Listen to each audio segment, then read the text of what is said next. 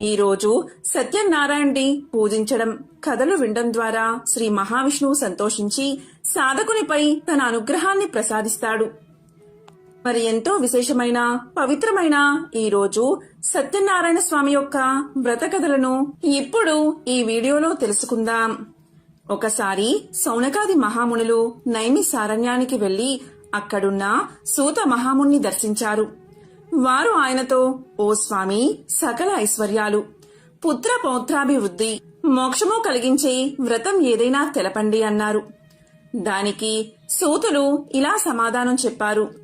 ఓ సౌనకాది మహామునులారా, పూర్వం ఇదే ప్రశ్న నారదుల వారు విష్ణుమూర్తిని అడిగారు. ఆ విశేషాలు నేను మీకు తెలియచేస్తాను, శ్రద్ధగా వినండి అంటూ సూత మహర్షి ఇలా చెప్పడం మొదలుపెట్టారు. పూర్వం యోగీశ్వరుడైన నారద మహాముని లోకక్షేమం గురించి సకల లోకాలు తిరిగాడు. అన్ని చోట్ల అందరూ ఆనందంగానే ఉన్నారు. కాని భూప్రపంచమైన మనుష్య లోకంలో మాత్రం అందరూ ఏదో రకమైన బాధలు పడ్డం గమనించాడు నారదుడు. ఆ దుఃఖం మనసుకి సంబంధించింది కావచ్చు, శరీరానికి సంబంధించింది కావచ్చు, ధనధాన్యం కోసం కావచ్చు. కారణం ఏదైనా దుఃఖ శాతం ఎక్కువే. ఇది చూసిన నారదముని ఎంతో విచారించి తక్షణ కర్తవ్యం కోసం సరాసరి విష్ణుమూర్తి దగ్గరకు వెళ్లాడు. అక్కడ నిర్మల శరీర కాంతితో 4 చేతుల్లో శంఖ, చక్ర, గద, పద్మాలు కలిగి సర్వాలంకృతుడైన విష్ణుమూర్తిని దర్శించి భక్తితో పూజించి ఇలా పలికాడు నారదుడు. వాసుదేవా, నీవు అపరిమితమైన శక్తి కలవాడివి, సర్వలోకాలకు మేలు చేయగలవాడివి, భక్తుల కోర్కెలు తీర్చగలవాడివి అని నారదుడు పలకగా విష్ణుమూర్తి ఇలా అన్నాడు. భక్త, ఏమి నీ కోరిక అని. దానికి నారద మహాముని ఇలా పలికాడు. ఓ భగవంతుడా, మానవలోకంలో ప్రతి ఒక్కరూ ఏదో విధంగా బాధపడుతూనే ఉన్నారు. ఒక్కరు కూడా సంతోషంగా నాకు కనిపించలేదు. వాళ్ళ కష్టాలు తీరే మార్గమే లేదా? నువ్వు తలుచుకుంటే వారికి తరుణోపాయం చూపించలేవా? నా మీద నీకు ఏమాత్రం దయ ఉన్నా వాళ్ల మీదకి ఆ కృపారసాన్ని విస్తరించు అన్నాడు నారదుడు. నారదముని యొక్క దయా గుణానికి సంతోషించి ఆ దేవదేవుడు ఇలా పలికాడు. ఓ నారదా, లోక శ్రేయస్సుకు నువ్వు మంచి చేయదలుచుకుంటే నేనెందుకు సాయపడను? మానవులు తలుచుకోవాలే కాని వారి కష్టం చిటికిలో తొలగిపోయే వ్రతం ఒకటి ఉంది. ఎంతో పుణ్యాన్ని కలిగించే మరియు కష్టాల్ని నివారించే వ్రతం ఒకటి ఉంది. దాని పేరే సత్యనారాయణ వ్రతం. దానిని యథావిధిగా ఆచరిస్తే ఇహలోకంలో సర్వసుఖాలు, పరలోకంలో మోక్షము రెండూ కలుగుతాయి అన్నాడు విష్ణు భగవానుడు.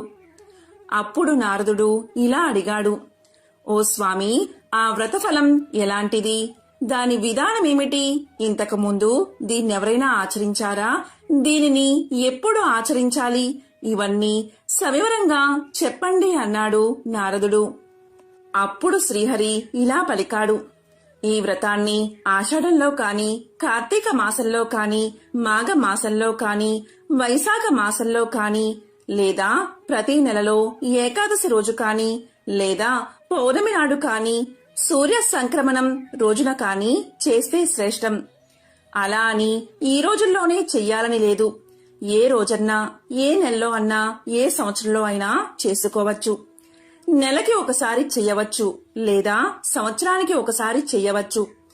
రాజులైతే యుద్ధం ప్రారంభించే ముందు, వర్తకులైతే వ్యాపారం మొదలుపెట్టే ముందు, లేదా ఏదైనా పని ప్రారంభించే ముందు, లేదా ఆపద కలిగినప్పుడల్లా, లేదా డబ్బు సమస్య ఎదురైనప్పుడైనా, ఎప్పుడైనా చెయ్యవచ్చు. పొద్దున్నే లేచి కాలకృత్యాలు తీర్చుకుని ఈ విధంగా సంకల్పం చెప్పుకోవాలి. దేవతలందరికీ ప్రభువైన ఓ భగవంతుడా, నీ ప్రీతి కొరకు నేను సత్యనారాయణ వ్రతం చెయ్యబోతున్నాను. ఓ లక్ష్మీపతి, నాపై ప్రసన్నుడువు కమ్ము. నీ ప్రీత్యర్థం సత్యనారాయణ వ్రతం చెయ్యగలను అని భక్తి శ్రద్ధలతో సాయంకాలం వరకు ఉపవాసముండి మరలా స్నానం చేసి ఈ వ్రతాన్ని మొదలుపెట్టాలి. రాత్రి కుదరని వారు ఉదయం చేసుకోవచ్చు. పూజా గృహాన్ని శుద్ధి చేసి పిండితో ముగ్గు వేసి అక్కడ ఒక పీటపై అంచుగల కొత్త తెల్ల తువాలు పరిచి దానిమీద బియ్యం పోసి కలస పాత్ర, వెండి, రాగి, ఇత్తడి ఏదైనా పెట్టి దానిమీద కొబ్బరికాయ ఉంచి దానిమీద రవికెల గుడ్డ ఉంచాలి. ఆ పీటపై బియ్యం మధ్యలో సత్యనారాయణ స్వామి ప్రతిమను చేయించి పెట్టాలి. అలా కుదరని వారు ఫోటో పెట్టుకోవాలి. సత్యనారాయణ స్వామికి పంచామృత స్నానం చేయించి మండపంపై ఉంచాలి. వినాయకుడు, లక్ష్మీదేవి, విష్ణువు, పార్వతీ పరమేశ్వరులు, సూర్యాది నవగ్రహాలు, ఇంద్రుడు మొదలగు అష్ట దిక్పాలకులు ఈ స్వామికి అంగదేవతలను ముందుగా పూజించాలి. ముందు వరుణదేవుణ్ణి అంటే కలశాన్ని ప్రత్యేకంగా పూజించాలి. తరువాత గణేశుడు మొదలైన పంచలోక పాలకులను 5గురిని ప్రతిష్ఠించి నిర్మల మనస్సుతో పూజించాలి. దీనికి జాతి, మత, కుల విభేదాలు లేవు. ఏ వర్ణం వారైనా చెయ్యవచ్చు. స్త్రీలు కూడా చెయ్యవచ్చు. నారద, ఈ వ్రతం అన్ని రకాల సంపదలను ఇస్తుంది, దుఃఖాలను తొలగిస్తుంది, ధనం వృద్ధి చెందుతుంది, పుత్ర పౌత్రాభివృద్ధిని కలిగిస్తుంది, 1000 సకల సౌభాగ్యాలు కలుగుతాయి అన్నాడు విష్ణుమూర్తి. ఒక మంచి రోజు చూసి బంధుమిత్రులను పిలిచి పంచభక్ష పరమాణాలు చేసి పూలు, ఫలము, భక్తి శ్రద్ధలతో పూజ జరిపి బ్రాహ్మణులకు దక్షిణ తాంబూలాలు ఇచ్చి బంధుమిత్రులకు విందు భోజనాలు పెట్టి ప్రసాదం తాను తిని ఇతరులకు పెట్టాలి. ఇలా చేస్తే వాళ్ళు కోరిన కోరికలు నెరవేరి సంతోషంగా ఉంటారు. ఈ వ్రతం విశేషంగా కలియుగంలో విశేష ఫలితాలను ఇస్తుంది అని విష్ణుమూర్తి నారదునికి చెప్పినట్లు సూత మహాముని శౌనకాది ముళ్లకు తెలియచేశాడు. స్కాంద పురాణే సత్యనారాయణ వ్రత కథ ప్రథమ అధ్యాయం సంపూర్ణం. ఇక రెండవ కథ. ఓ ఋషులారా, పూర్వం ఈ వ్రతాన్ని ఎవరు ఆచరించారో చెప్తాను వినండి అంటూ సూతుడు ఇలా చెప్పడం మొదలుపెట్టాడు. పూర్వం కాశీ పట్టణంలో ఒక చాలా బీద బ్రాహ్మణుడు ఉండేవాడు. తినడానికి సరైన తిండి లేక చాలా బాధలు పడుతూ ఉండేవాడు.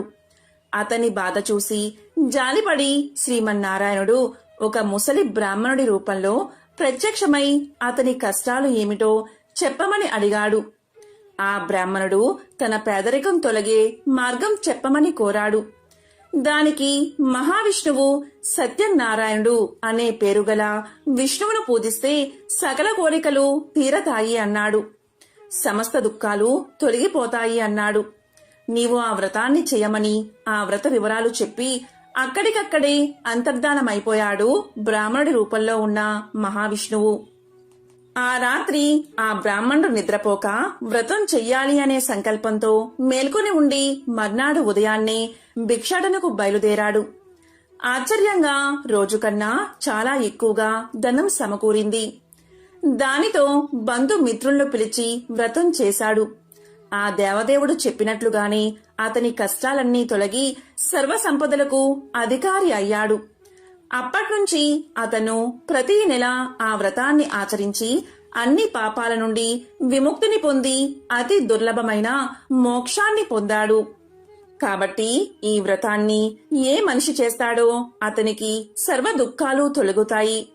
ఈ బ్రాహ్మణుడి వల్ల విని వేరే ఎవరు చేశారో తెలపమని శౌనకాది మునులు సూత మహర్షిని కోరారు. అప్పుడు సూతులవారు ఇలా చెప్పారు. ఆ బ్రాహ్మణుడు యథావిధిగా వ్రతం విడవకుండా చేస్తూ ఉండగా ఒకరోజు ఒక కట్టెలమ్మే అతను అక్కడికి అనుకోకుండా వచ్చాడు. బాగా దాహం వేసి నీళ్లు అడుగుదామని వస్తే అక్కడ ఏదో పూజ జరుగుతూ ఉండడం చూసి ఆ బ్రాహ్మణుణ్ణి దాని విశేషాలేమిటో చెప్పమన్నాడు కట్టెలవాడు. అప్పుడు బ్రాహ్మణుడు తన కథంతా వివరంగా చెప్పి ఎలా కష్టాలు తొలగాయో చెప్పేసరికి ఆ కట్టెలమ్మే అతనికి ఆ వ్రతం మీద బాగా గురి కుదురుతుంది. ఆ వ్రతం అయ్యే వరకు అక్కడే ఉండి తీర్థ ప్రసాదాలు తీసుకుని వెంటనే అతను కూడా చెయ్యాలని సంకల్పించుకుంటాడు. ఈ కట్టెలమ్మే డబ్బు ఎంత వస్తే అంతలోనే చేస్తాను అనుకుంటాడు. అనుకోవడమే తడువు, ఎప్పటికన్నా రెట్టింపు ధనం వచ్చింది. ఆ కట్టెలమ్మే అతను కూడా బంధుమిత్రులతో కలిసి వ్రతాన్ని ఆచరిస్తాడు. నిర్మలమైన మనస్సుతో మంచి అరటిపళ్ళు, చక్కెర, నెయ్యి, పాలు, గోధుమ పిండి మొదలగు వాటిని సేకరించుకుని వచ్చి భక్తితో వ్రతాన్ని ఆచరించి నైవేద్యం పెట్టాడు. ఈ వ్రత మహత్యం చేతనే అతను పుత్ర పౌత్రాభివృద్ధి కలిగి ఇహలోకంలో సుఖ సంతోషాలతో జీవించి సత్యలోకానికి చేరుకున్నాడు అని సూతుడు సౌనకాది మహర్షులకు తెలియచేశాడు. ఇక 3వ కథ. పూర్వం సత్యవాక్కుగల ఉల్కాముకుడు అనే రాజు ఉండేవాడు. అతను సత్య ప్రవర్తన కలిగి ఉండేవాడు. అటు భద్రశీల అనే నదీ తీరమున భార్యతో కలిసి సత్యనారాయణ వ్రతాన్ని ఆచరిస్తూ ఉండేవాడు. అలా వ్రతం చేస్తూ ఉండగా అక్కడికి వ్యాపారం చేసే ఒక వైశ్యుడు వచ్చి ఇలా పలికాడు. ఓ రాజా, ఇది ఏమి వ్రతం? దీని ఫలితమేమిటి అని అడిగాడు. దానికి రాజు వివరంగా చెప్పాడు. నాకు పిల్లలు లేరు, పిల్లలు కలగడానికి చేస్తున్నాను అని. అలా పలకగానే వైశ్యుడు ఇలా అన్నాడు. రాజా, నాకు కూడా పిల్లలు లేరు, నేను కూడా ఈ వ్రతాన్ని ఆచరిస్తాను అంటూ ఆ రోజు ఇంకా వ్యాపారానికి స్వస్తి చెప్పి తొందరగా ఇంటికెళ్లి భార్య అయిన లీలావతికి ఈ విషయాన్ని చెప్పాడు. తనకు ఎప్పుడు సంతానం కలుగుతుందో అప్పుడే ఈ వ్రతం ఆచరిస్తానని మొక్కుకున్నాడు. కోరిన కోరికలు తీర్చే సత్యదేవుడు అతనికి ఒక కుమార్తెను ప్రసాదించాడు. ఆపద ముక్కులు సంపద ముంపులు అని అనే మాట ఊరికే రాలేదు కదా. అమ్మాయికి కళావతి అని నామకరణం చేశాడు. కాని ఆ వేడుకలో స్వామిని మరిచాడు. ఆ అమ్మాయి పెరిగి పెద్దదయ్యింది, యుక్త వయసుకు వచ్చింది. భార్య సత్యదేవుడి మొక్కు గురించి ఎప్పుడు గుర్తు చేసినా అమ్మాయి పెళ్లిలో చేద్దాములే అని దాటవేశాడు వైశ్యుడు. తగిన వరుణ్ణి గురించి విచారిస్తూ కాంచీపురంలో గుణవంతుడు అందగాడు అయిన వైశ్య కుమారుడు ఉన్నాడు అని విని అతనితో పెళ్లి నిశ్చయించాడు. అప్పుడైనా మాట నిలబెట్టుకున్నాడా అంటే పెళ్లి సంబరంలో పడి దేవుణ్ణి మర్చిపోయాడు. దేవుడి సహనానికి కూడా ఒక హద్దు ఉంటుంది కదా. దాంతో నారాయణమూర్తి కోపగించుకుని తగిన సమయం కోసం వేచి ఉన్నాడు. కొంతకాలం గడిచాక మామ అల్లుడు కలిసి వ్యాపార నిమిత్తం చంద్రకేతు రాజకుమారుడుండే రత్నసానుపురానికి వెళ్లారు. ఆడిన మాట తప్పిన వైశ్యునికి గొప్ప దుఃఖం కలగాలని సత్యనారాయణ స్వామి శపిస్తాడు. ఆ శాపం వల్ల ఎవరో చేసిన నేరానికి వీళ్లు బలవుతారు. కొంతమంది దొంగలు రాజుగారి ఖజానా నుండి సొమ్ము దొంగలించి భటులు వెంటబడుతూ ఉంటే భయపడి ఈ వయసులున్న చోట ఆ డబ్బు వదిలేసి పారిపోయారు. ఇంకేముంది, ఆ భటులు మామ అల్లులని పట్టుకుపోయారు.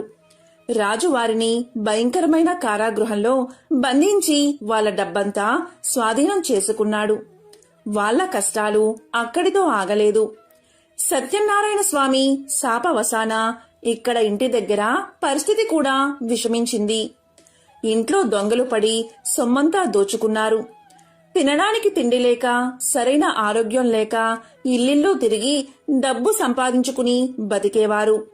అలా తిరుగుతూ ఉండగా కళావతి ఒకరోజు ఒకరి ఇంట్లో సత్యనారాయణ వ్రతం చేస్తూ ఉండడం చూసి చివరి వరకు ఉండి తీర్థ ప్రసాదాలు తీసుకుని ఇంటికి వచ్చింది.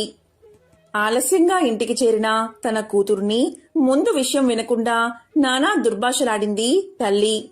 తర్వాత విషయం విని తన తప్పు తెలుసుకుంది. అంతేకాకుండా తాము మర్చిపోయిన సత్యదేవుని వ్రతం ఇప్పటికైనా చెయ్యాలని నిశ్చయించుకుని భర్త అల్లుడి రాక కోసం ఆగకుండా వెంటనే బంధుమిత్రులతో కలిసి ఆ వ్రతాన్ని నిష్ఠగా చేసి భక్తిగా దేవుణ్ణి వేడుకుంది. తన భర్తను అల్లుణ్ణి క్షేమంగా ఇంటికి చేర్చమని కోరుకుంది. పశ్చాత్తాపానికి మించిన శిక్ష లేదని, లీలావతి పశ్చాత్తాపానికి భక్తి శ్రద్ధలకు కరిగిన సత్యదేవుడు వెంటనే తగిన చర్య తీసుకున్నాడు.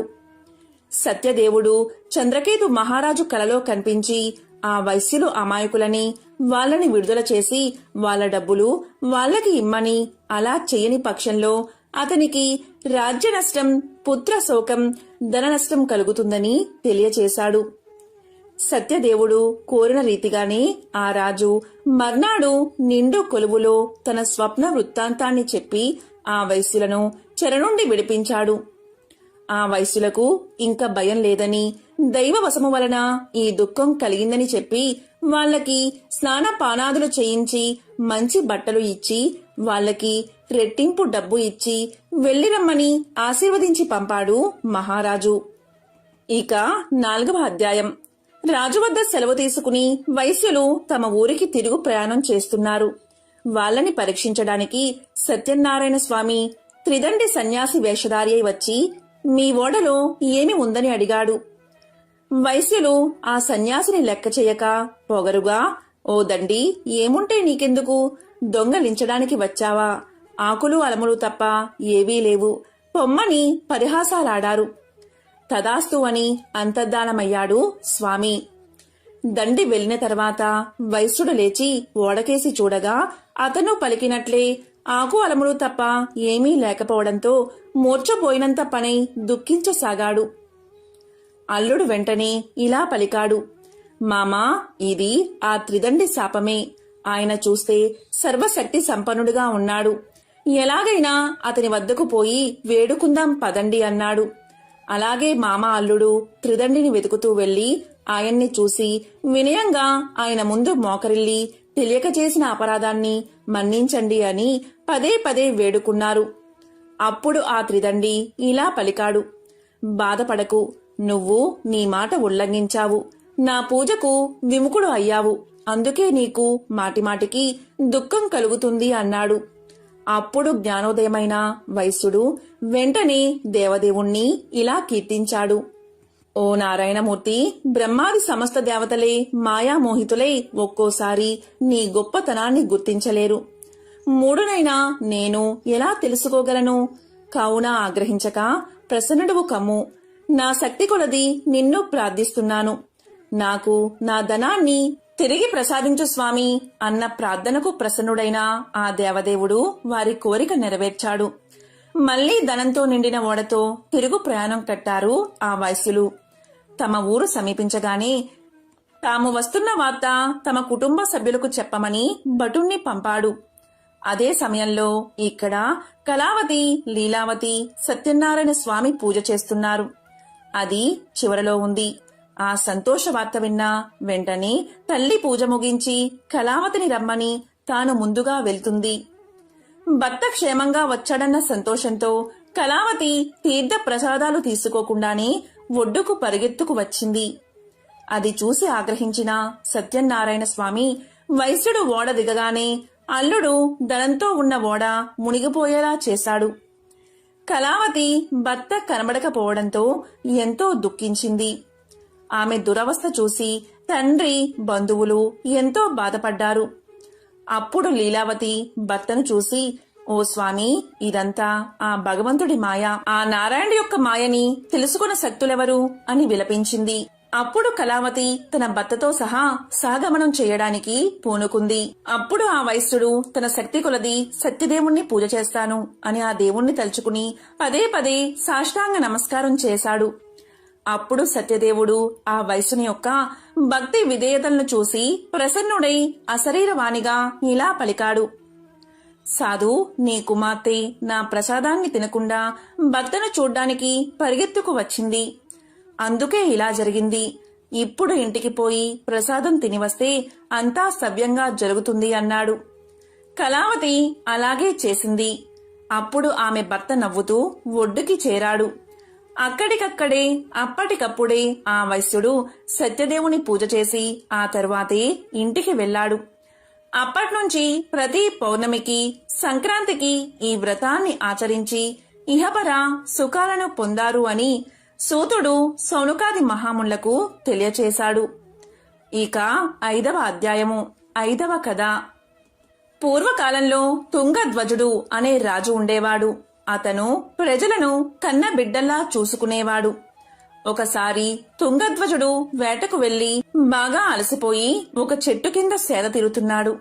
అక్కడ అదే చెట్టు దగ్గర గోపకులు ఎంతో భక్తితో సత్యనారాయణ పూజ చేసి ఆ తరువాత రాజుగారికి భక్తి శ్రద్ధలతో ప్రసాదం తీసుకుని వచ్చి ఇచ్చారు. వారు హీన కులస్తులు అని వారు ఇచ్చిన ప్రసాదం భుజించడం ఇష్టం లేక రాజు అది తినకుండానే తన రాజ్యానికి వెళ్లిపోయాడు. అతని ధిక్కారానికి శిక్షగా అతని 9 కొడుకులు మరణించారు. ధనధాన్యాలు అన్నీ నశించాయి. రాజు తనను సత్యదేవుని లెక్క చేయకపోవడం చేతనే ఇలా జరిగింది అని గ్రహించి ఆ గోపకుల దగ్గరకు వెళ్లి వాళ్ళతో కలిసి సత్యదేవుణ్ణి పూజించాడు. అప్పుడు అతని 9 కొడుకులను ధనధాన్యాలను తిరిగి పొందాడు. ఓ మునులారా, చూసారా, ఎవరు మిక్కిలి దుర్లభమైన ఈ సత్యపూజ చేస్తారో వారు సత్యదేవుని కృపచే ధనధాన్యాలను పొందుతారు. 4 వర్ణాలలో ఏ వర్ణం వారైనా చెయ్యవచ్చు, ఎప్పుడైనా చెయ్యవచ్చు. ఇలా చేస్తే పుత్రుల్ని పొందుతారు, బంధ విముక్తిని పొందుతారు, భయపడేవారు భయాన్ని కోల్పోతారు, అన్నిటా విజయం కలుగుతుంది, చివరికి సత్యపురానికి చేరుకుంటారు అని సౌనకాది మహామునులకు సూతుడు తెలియచేశాడు. సౌనకాది మునులారా, ఈ వ్రతంచే మనుష్యుడు దుఃఖం నుండి ముక్తి కలవాడవుతాడో అలాంటి సత్యనారాయణ వ్రతాన్ని మీకు తెలియచేశాను. ఇది కలియుగంలో విశేష ఫలప్రదం కలది. ఈ దేవుడిని సత్యేశ్వరుడు అని, సత్యనారాయణుడు అని, సత్యదేవుడు అని పిలుస్తారు. సత్యదేవుడు ఆయా రూపాలను ధరించి భక్తుల కోరిన కోర్కెలు తీర్చి సత్యరూపుడు అవుతాడు. కాబట్టి ఓ ముని శ్రేష్ఠులారా, ఈ వ్రతాన్ని నిత్యము ఎవరు చేస్తారో, ఎవరైతే ఈ కథలను వింటారో వారి పాపాలు సత్యదేవుడి కృపచే నశించిపోతాయి అని సౌనకాది మహామునులకు సూతుడు తెలియచేశాడు. సత్యనారాయణ స్వామి కథ తర్వాత భక్తి భావంతో నెయ్యి దీపం వెలిగించి హారతి ఇవ్వాలి. భగవంతుడికి పంచామృతం అందించే ప్రసాదంలో తప్పనిసరిగా తులసి దళాన్ని చేర్చాలి. వీలైనంత ఎక్కువ మందికి ప్రసాదం పంచాలి. పౌర్ణమి నాడు గంగా స్నానంతో పాటు దానం కూడా చాలా ముఖ్యం. మత విశ్వాసాల ప్రకారం పౌర్ణమి రోజు గంగా నదిలో స్నానం చేయడం వల్ల అన్ని దుఃఖాలు తొలగిపోతాయి, పాపాల నుండి విముక్తి లభిస్తుంది, జీవితంలో ఆనందం, శ్రేయస్సు కలుగుతాయి. ఈరోజు శనివారం, అలాగే జ్యేష్ఠ పౌర్ణమి అనురాధ నక్షత్రంతో కలిసి వచ్చింది. ఈ రోజు శనీశ్వరుని పూజిస్తే శనిబాధలు, గ్రహ దోషాలు తొలగిపోతాయి. పౌర్ణమి రోజున లక్ష్మీదేవి అనుగ్రహం కోసం తప్పకుండా రావి చెట్టును పూజించండి. ఇలా చేస్తే ఆర్థిక కష్టాలు తొలగిపోతాయి. జాతకంలో చంద్రదోషం ఉన్న వ్యక్తులు జీవితంలో అనేక ఇబ్బందులు ఎదుర్కొంటారు. ఇలాంటి వారు పౌర్ణమి రోజున చంద్రుణ్ణి పూజించడంతో పాటు ఆయనకు ఇష్టమైన వస్తువులను దానం చేయండి. ఈ సందర్భంగా మీరు ఏమీ చేయకపోయినా సరే ఈ మంత్రాన్ని జపిస్తే చాలు, చంద్రదోషం తొలగిపోతుంది. మరి ఆ మంత్రం ఏంటి అంటే, ఓం స్రం శ్రీం స్రౌం సహ చంద్రమసే నమః. ఓం శ్రీం శ్రీం స్రౌం సహ చంద్రమసాయ నమః అనే మంత్రాన్ని జపిస్తే చాలు, చంద్రదోషాలు తొలగిపోతాయి. ఎంతో పవిత్రమైన, విశేషమైన ఈ రోజు సత్యనారాయణ స్వామి యొక్క వ్రతకథను విన్నా, చదివినా, చెప్పినా, వినిపించినా సకల శుభాలు కలుగుతాయి, కోరిన కోరికలు నెరవేరతాయి, అన్నిటా మీదే విజయం కలుగుతుంది. ఓం నమో నారాయణాయ. ఓం నమో భగవతే వాసుదేవాయ.